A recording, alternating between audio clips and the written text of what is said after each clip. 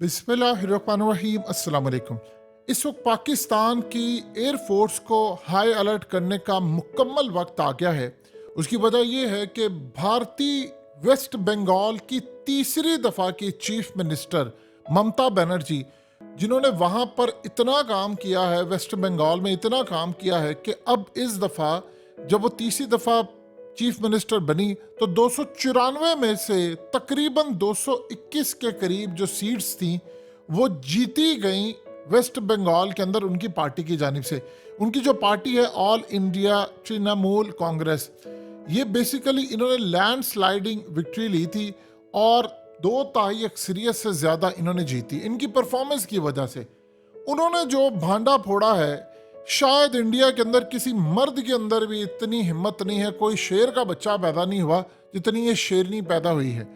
और इन्होंने जो अपना स्टैंस रखा है वो बहुत बड़ा हुआ। यूँ है कि उन्होंने एक रैली के अंदर इंकशाफ किया, जिसके बाद पूरे भारत समेत पाकिस्तान में भी इस वक्त हलचल मची है, लेकिन हमारे यहाँ पर कोई मीडिया गुफ्तगू नहीं कर रहा। लेकिन पाकिस्तान की एयरफोर्स को मुकम्मल तौर पर हाई अलर्ट करने का वक्त आ गया। उन्होंने कहा है कि बीजेपी की जानिब से पुलवामा जैसा एक स्टेज हमला करवाने की तैयारी इस वक्त शुरू हो चुकी है और वीडियोस तैयार की जा रही हैं। और ये हमला इस दफ़ा, यानी पिछली दफ़ा पुलवामा में था और इस दफ़ा ये वेस्ट बंगाल में होगा और पूरी तरह हमें बदनाम करने की इस वक्त तैयारी है। और लिहाजा इस सूरत हाल में मैं क्लियरली वार्न कर देना चाहती हूँ कि बिल्कुल पुलवामा की तरह जो जाली हमला हुआ था उसी तर्ज का हमला एक बहुत बड़ा करने की तैयारी है। और आज मैं आपके सामने उस बड़े हमले का भांडा फोड़ चुकी हूँ। लिहाजा पूरा भारत और पूरी दुनिया अलर्ट रहे। बीजेपी बहुत बड़ा एक जाली हमला करने को तैयार है। आप अंदाजा कीजिए कि ये किसी आम शख्स ने नहीं कहा, ये वेस्ट बंगाल की हाजिर तीसरी दफा की चीफ मिनिस्टर ममता बनर्जी, जो इस वक्त 2 तिहाई अक्सरियत के साथ उनकी पार्टी बैठी हुई है और करीबन करीबन अगले 15-20 साल तक उनकी पार्टी इक़्तिदार में रहने वाली है, जिस तरह की उनकी परफॉर्मेंस है और बेहतरीन है। इनको वहाँ पर दीदी के नाम से मुखातिब किया जाता है। अब हालत ये है कि ममता बनर्जी ने वेस्ट बंगाल में इतना काम किया है कि बीजेपी का वहाँ पर सफाया हो जाता है। जहाँ पर ज़रा पढ़े लिखे लोग हैं वहाँ पर सफाया हो जाता है, केरला में भी हो जाता है। अब ये जो ज़रूरत क्यों पेश आ रही है मोदी को, देखिए 2 चीज़ें आप जहन में रखिएगा। अभी सूरत हाल बहुत ज़्यादा ख़तरनाक होने वाली है। हम इस वक्त सीमा ड्रामा खेल रहे हैं, सीमा हैदर उधर जा रही है, सीमा हैदर उधर आ रही है। यहाँ पर हमने बात नहीं की, यानी पाकिस्तान ने बात नहीं की, इंडिया ने बात की। देखिए खेल बिल्कुल सादा है और ये बात आपको समझनी है कि होने क्या जा रही है। कोई रॉकेट साइंस नहीं। क्या हकीकत भी आपको नहीं बता रहा पिछले काफ़ी अरसे से? ये जो राफेल तैयारे इन्होंने खरीदे हैं ख़ास तौर पर अपनी नेवी के लिए, वो किस मकसद के लिए हैं? इस दफ़ा आपको बार बार बताया जा रहा है कि उन्होंने, देखिए पाकिस्तान की जो सिचुएशन है, आइडियल माहौल है भारत के लिए कि उन्होंने पाकिस्तान पर हमला करना है। वो वीडियोस कौन सी बनाई हैं? वो वीडियोस उन्होंने पहले से बनाकर रख ली हैं। देखिए आजकल आर्टिफिशियल इंटेलिजेंस आ चुका है। आप किसी भी शख्स की वीडियो बना सकते हैं, ऑडियो बना सकते हैं और उसको इस तरह दिखा सकते हैं कि जी हमने हमला किया है, हमें पाकिस्तान से मदद मिली है, वेस्ट बंगाल के अंदर है। वो किसी भी जगह पर हमला कर सकते हैं। और एक बात आप जहन में रख लें, ये बात अपने दिल और दिमाग में बिठा लें, जब पुलवामा का हमला हुआ था तो तब भी ममता बनर्जी खड़ी हो गई थी। उस वक्त ममता बनर्जी खड़ी होगी तो उसने कहा था ये ड्रामा है। उसके बाद एक और शेर खड़ा हुआ था और उसका नाम था अरविंद केजरीवाल। उसने कहा था, उसने तो बड़े कमाल अंदाज में कहा था, उसने कहा था कि देखिए हमें अपनी फोर्सेस पर फख्र है, लेकिन हमें सबूत दें ना कि ये पाकिस्तान ने किया और हमने वहां पर जाकर किया, ताकि हम पाकिस्तान के मुंह पर दे मारे और हम उनका मुंह बंद करा सके। फिर उसके बाद राहुल गांधी खड़े हो गए थे। अब उसके बाद भारत के अंदर अक्सरियत जो है वो इस बात को समझती है कि मोदी ने काम किया था।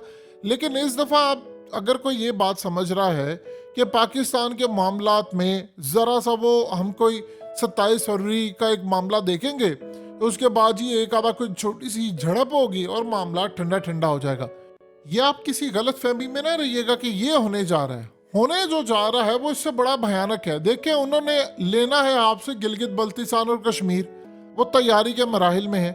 उन्होंने सीबैक आपको चलाने नहीं देना।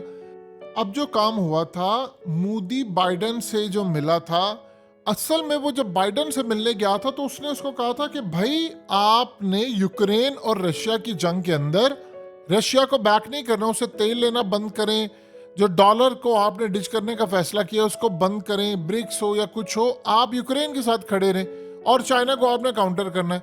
तो उसने कहा था दो चीजें, एक तो मैं अकेला जंग नहीं लड़ना चाहता, नंबर वन सूरत हाल ये है कि मुझे चाहिए कश्मीर जो पाकिस्तान के पास है, गिलगित बल्तिस्तान, ये वो जगह है कि जहां पर भारत और अमेरिका का मफाद एक हो जाता है। तो उसने कहा ठीक है हम आपको साथ देंगे। अब जब भारत हमला करेगा तो एक मिनी जंग होगी, ये अपने दिल और दिमाग में बिठा लें, ये झड़प नहीं होगी, ये बॉर्डर के ऊपर कोई झड़प नहीं होने वाली, ये मिनी जंग है, ये छोटी एक जंग होगी। भारत इसको क्यों कैंपेन चला रहा है अपने पूरे के पूरे टीवी चैनल्स पर, मीडिया पर? वो कह रहा है पाकिस्तान के पास पैसे नहीं है जंग लड़ने के लिए। वो कह रहा है जी पाकिस्तान के पास तो न तेल है, न जंग है, न टैंक है, न कुछ है, और ये जंग नहीं लड़ सकते, हमारे पास पैसा है, इनकी किसी ने मदद नहीं करनी। मोदी ने इस दफा काम ये किया, देखिए फ्रांस से जब उसने जाकर इस दफा मिला था इमानुएल मैक्रन से, तो उसने वहां पर जाकर तैयारे लिए, सारी चीजें ली, उसने पूरी सपोर्ट यूरोप की ली हुई है। आप जानते हैं कि इस दफा सपोर्ट ज्यादा क्यों है यूरोप की? क्योंकि रशिया से जो तेल आता था वो पहले भारत जाता है, वो भारत जाता है, फिर आगे भारत से यूरोप जाता है। भारत तो पैसे कमा रहा है, तो यूरोप इस वक्त मोदी का मोहताज है। उनको पता है कि अगर जंग छिड़ जाती है तो सप्लाई चेन मुतासिर होगी, तो लिहाजा हमने इसको दबोचने के लिए पाकिस्तान के खिलाफ इसको बैक करना है। वो तैयार है, खड़े हैं बैक करने के लिए। इसके बाद चाइना को काउंटर करना है, तो चाइना को काउंटर करने के लिए उन्होंने भारत को बैक करना है। मोदी काम ये करना चाह रहा है कि अभी वो दो तरफा जंग नहीं लड़ेगा, वो असल में पहले पाकिस्तान पर हमला करेगा। उसने चाइना का महाज बिल्कुल अलग कर दिया है। देखिए दो चीजें आप ज़हन में रखिएगा, राजनाथ सिंह ने जो तकरीर की थी वो प्लान वही था। उसने कहा था चाइना के साथ होंगे मुज़ाकरात, और हो रहे हैं। पाकिस्तान के साथ मुज़ाकरात नहीं होंगे, बस हम करीब हम जा रहे हैं, हमारी तैयारी पूरी है, हमारी एयरफोर्स पूरी तरह तैयार है, फौज तैयार है। और उसके अलावा एक बात ज़हन में रख लें आप, इस दफ़ा जो जंग उन्होंने छेड़नी है, उन्होंने पाकिस्तान के अंदर जो अपने स्लीपर सेल्स हैं या जो उनका नेटवर्क काम कर रहा है, उन्होंने उनके थ्रू भी छेड़नी है। पहले वो लोकल सतह पर भी करेंगे, खुद आप हमले के लिए आएंगे। अमेरिका इस दफ़ा उनको बैक करेगा। ये ट्रंप वाला मामला नहीं है, किसी गलत फहमी में ना रहिएगा, ये ट्रंप का मामला है। इस दफा बैक करेगा बाइडेन एडमिनिस्ट्रेशन, जिसके पीछे एस्टैब्लिशमेंट खड़ी है, और जो पाकिस्तान के खिलाफ ये मौका वो किसी सूरत हाल से नहीं जाने देना चाहते। और सबसे बड़ी बात यह है वो है इलेक्शंस। देखिए मोदी ने कहा था पिछली दफा कि आप मुझे जितवाएं तो मैं आपको आर्टिकल 370 रिमूव करवा कर दूंगा, मैं कश्मीर का स्टेटस बहाल करवाऊंगा, फलाना करूंगा। उन्होंने कश्मीर ले लिया है, अब रह गया 30% पाकिस्तान वाला कश्मीर और गिलगित बल्तिस्तान, जो असल में चाइना की भी लाइफ लाइन है। उन्होंने प्लान ये किया है कि हम जब यहाँ पर जंग छेड़ेंगे तो फिर हम स्टेट ऑफ मलाक्का में चाइना का रास्ता रोकेंगे, साउथ चाइना सी में भी अमेरिका ने छेड़ना है। तो प्लान दोनों तरफ से होगा, तो वहां पर वो अमेरिका या बाकी ताकतें रोकेंगी, और यहाँ से वो काशगर से वो चाह रहे हैं कि आगे ना जाए, किसी तरह गवादर इनका सामान। तो मोदी तो तैयार बैठा हुआ, इंटरनेशनल ताकतें इस वक्त मोदी को बैक करेंगी। और आप ज़हन में रखिएगा, अब जो इलेक्शन होने वो 2 तारीख सीरीज से ज्यादा मोदी लेकर जाएगा। उसकी खास वजह यह है कि जंग के बाद उसे कह रहे हैं ये अधूरा काम है, और ये भी पॉसिबिलिटी है कि इस जंग के दौरान इलेक्शन हो जाए। वहां पर ये नहीं होता कि जी वो फलाना हो जाए, मर्दमशुमारी है, ये है वो है, उन्होंने करना ही करना, वो तैयार बैठे हुए हैं। और इस दफा उन्होंने पाकिस्तान की सूरत हाल, मौजूदा सेटअप, हमारी इकोनॉमिक सिचुएशन, जो कुछ चल रहा है, इस पर उनकी बड़ी गहरी नजर है। उनके थिंक टैंक्स काम कर रहे हैं, वो कह रहे हैं, उन्होंने मुहूर्त निकाला हुआ है, वो कह रहे हैं कि ये राइट टाइम है जब हमने पाकिस्तान पर हमला करना है। तो ममता बनर्जी ने जो बात की है वो कोई ढकी छुपी नहीं है। आपकी तैयारी क्या है, हमारा क्या मामला है, बताइए। 2 दिन हो गए हैं कि इस सारी सूरत हाल में पाकिस्तान में पता ही नहीं है, डॉलर का रेट आसमान पर जा रहा है। अब एक बात बताइए, हकीकत टीवी ने अब ये वीडियो बना रहा है, उसके बाद आप देखेंगे पाकिस्तान में बयानात, मुजम्मतें शुरू हो जाएंगी। इससे पहले इनको याद नहीं था किस लेवल पर करना है। तो मामला अब ये है कि हाथ से चीज़ें निकलती जा रही हैं, और ये बड़े पैमाने की आप जंग के लिए तैयार रहिएगा। और इस दफ़ा इलेक्शन से पहले मोदी ने, देखिए जो कर्नाटका में उसके साथ हो चुका है, उनके यहाँ से गवर्नमेंट गई है, मणिपुर में हालात बहुत ज़्यादा ख़राब हैं, वेस्ट बंगाल वो नहीं जीत पाए, केरला वो नहीं जीत पाए, पंजाब के अंदर प्रेजेंस नहीं है, दिल्ली में उन्होंने जीती थी 7 से 8 सारी सीटें, और उसके बाद दिल्ली पूरे का पूरा अब निकल गया। नहीं, उन्होंने जो कौमी असम्बली की सीटें जीती थी तो सूबाई भी जीतनी चाहिए थी, लेकिन सूबाई सारा कुछ ले गया अरविंद केजरीवाल। पंजाब भी वो ले गया, वो आगे बढ़ रहा है और वो मुस्तकबिल के अंदर ज्वाइंट कैंडिडेट भी हो सकता है मोदी के खिलाफ प्राइम मिनिस्टर के लिए भारत के।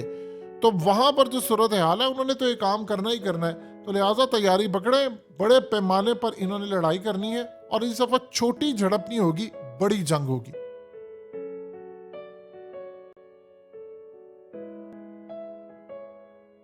हकीकत टीवी को सब्सक्राइब करना मत भूलें, वीडियो को लाइक करें, शेयर करें और कमेंट सेक्शन में अपनी राय का इजहार जरूर करें।